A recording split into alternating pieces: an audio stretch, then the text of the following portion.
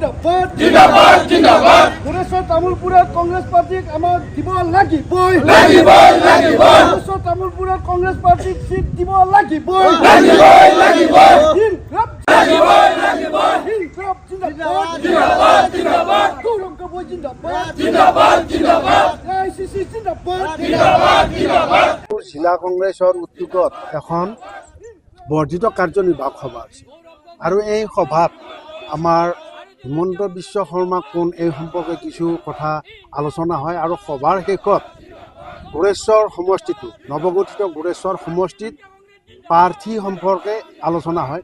প্ৰাৰ্থী একাংশ ছ'চিয়েল মিডিয়াত বা DY 365ত প্ৰকাশ হৈছিল যে এই চিটটো CPIMক এৰি দিব। ইয়াতে কংগ্ৰেছ কৰ্মীসকলে গৰিষ্ঠভাৱে প্ৰতিবাদ কৰিছোঁ। আমি বলিষ্ঠভাৱে প্ৰতিবাদ কৰি কংগ্ৰেছ নেতৃত্বক অনুৰোধ আৰু দাবী জনাইছোঁ যে এই গোৰেশ্বৰ যিটো সমষ্টি এই সমষ্টি গোৰেশ্বৰৰ এজন স্থায়ী কংগ্ৰেছ দলৰ প্ৰাৰ্থী লাগে।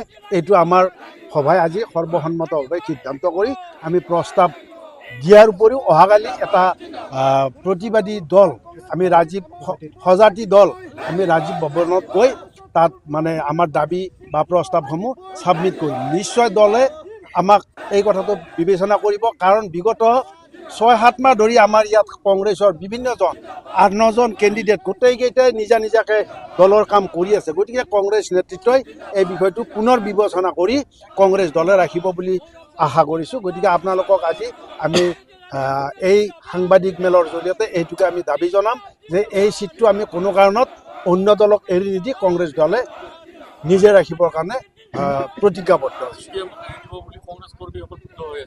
ক্ষুব্ধ হৈছোঁ, আমি কংগ্ৰেছ কৰ্মীসকল যথেষ্ট ক্ষুব্ধ হৈছোঁ, কাৰণ CPMৰ ইয়াতে যেনেকুৱা তেওঁলোকৰ প্ৰভাৱ বিস্তাৰ থাকিব লাগিছিল সেই প্ৰভাৱ বিস্তাৰ নাই।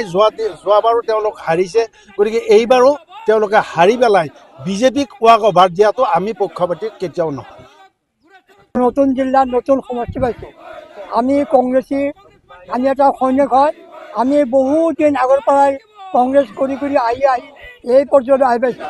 এই সময়ত যদি আমি অইন এটা দলত যদি আমাৰ এই সমষ্টিটো দিয়ে তেতিয়াহ'লে আমাৰ এই সৈনিকবিলাক পৰিবাৰ মৰিব। মোৰ ক'বলৈ এইখিনি।